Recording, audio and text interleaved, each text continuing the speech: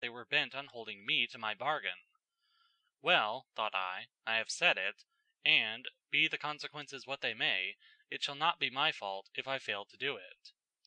Although I was fixed firm as the surge-repelling rock in my resolution, I found I was continually repenting the rashness which had led me to make it. Through life I have been in no bondage, either real or imaginary, from the thraldom of which I so much desired to be free. After I had delayed the matter as long as I thought I could in honour do, which, by the way, had brought me round into last fall, I concluded I might as well bring it to a consummation without further delay, and so I mustered my resolution and made the proposal to her direct. But, shocking to relate, she answered no. At first I suppose she did it through an affectation of modesty, which I thought but ill became her under the peculiar circumstances of her case. But on my renewal of the charge I found she repelled it with greater firmness than before. I tried it again and again, but with the same success, or rather with the same want of success. I finally was forced to give it up, at which I very unexpectedly found myself mortified almost beyond endurance. I was mortified, it seemed to me, in 100 different ways.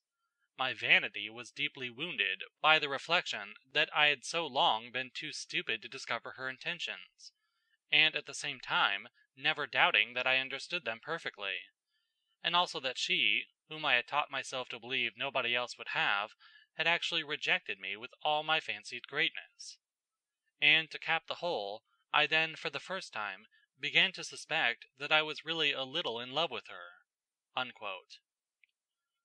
The serious side of this letter is undoubtedly genuine and candid, while the somewhat over-exaggeration of the comic side points as clearly that he had not fully recovered from the mental suffering he had undergone in the long conflict between doubt and duty.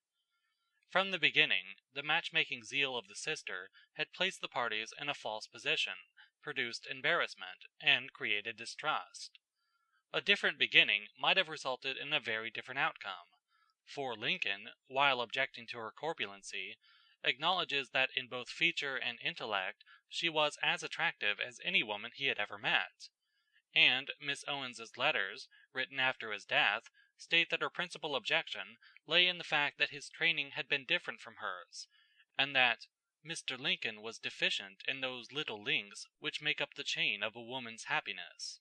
She adds, "The last message I ever received from him was about a year after we parted in Illinois. Mrs. Able visited Kentucky, and he said to her in Springfield, 'Tell your sister that I think she was a great fool because she did not stay here and marry me.'" She was even then not quite clear in her own mind but that his words were true. End of chapter 4.